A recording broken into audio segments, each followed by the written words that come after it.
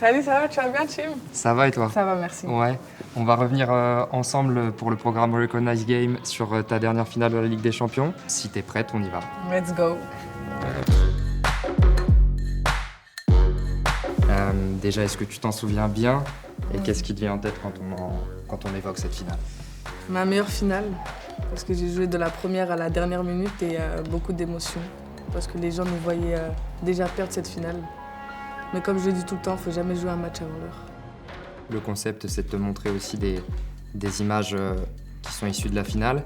L'une des premières séquences, c'est un duel avec Alexia Putellas.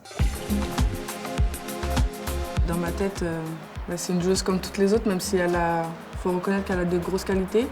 Et après, quand tu es en tant que défenseur, il y a des risques à prendre. Et je sais que sur ce match-là, en fait, je me dis que dès que je gagne mon premier duel, je sais que je suis dedans et personne ne pourra me passer.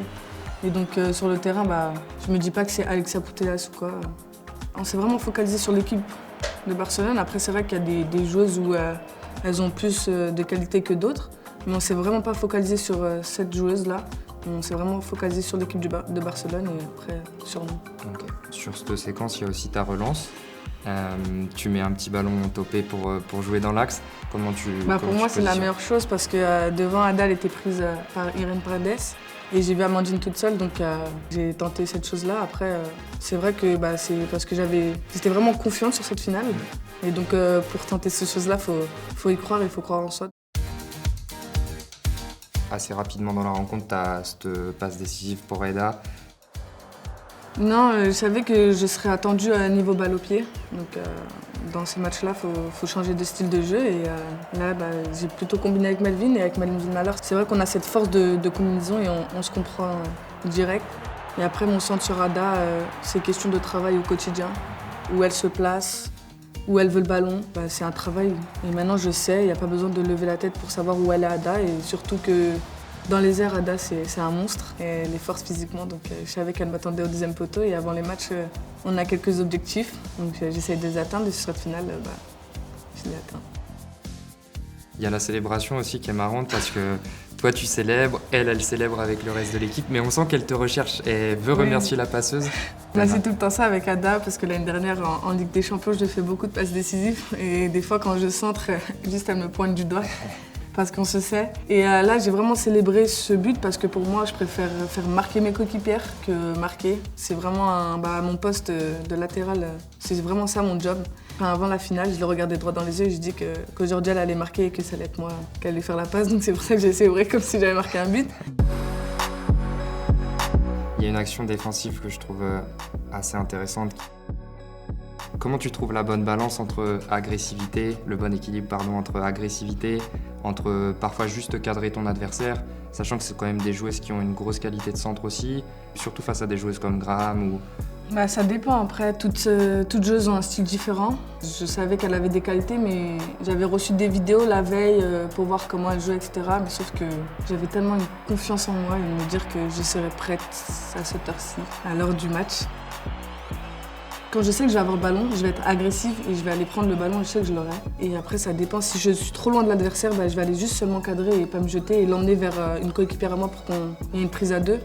Comme je t'ai dit, l'agressivité, après, ça fait partie de moi, donc je suis tout le temps agressive, en fait. Et en fait, ce qu'on trouvait marrant dans cette séquence, c'est qu'on te voit donner des consignes, comme si tu jouais depuis 10 ans. Raconte-nous un peu cette fin de match et comment tu la vis et comment tu essayes d'aider l'équipe. J'avais un peu chaud, déjà, parce que le Barça, elle poussait beaucoup.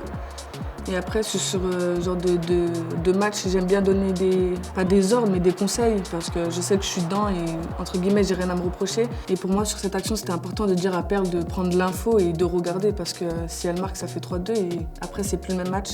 Et j'aime pas encaisser des buts, comme tout défenseur. Mais oui, après, plus je monte, plus mes performances, elles sont de mieux en mieux et plus j'ai un rôle important dans mon équipe à l'OL. Mon objectif, c'est d'être une cadre dans mon club et aussi en sélection. Yes. T'as appris à ce niveau-là de filles comme Wendy Renard ou d'autres leaders de l'OL? Après, au quotidien, je reste beaucoup avec Wendy, que ce soit hors foot ou sur le terrain. C'est une personne qui me tire vers le haut et qui me donne beaucoup de conseils et j'ai envie de suivre sa carrière, voire encore mieux. toi faire une longue course balle au pied pour remonter quasi tout le terrain. Raconte-nous dans quel état d'esprit tu es et qu'est-ce qui te pousse à faire cette course-là. On sait qu'en fait, sur une finale, il faut rien regretter. En tant que joueuse, il faut rien regretter, il faut tout donner. C'est pas je sors d'un match, je dis ah j'ai oublié de faire ça. Non, c'est vraiment tout donner et quitte à je laisse corps et âme sur le terrain, je laisserai.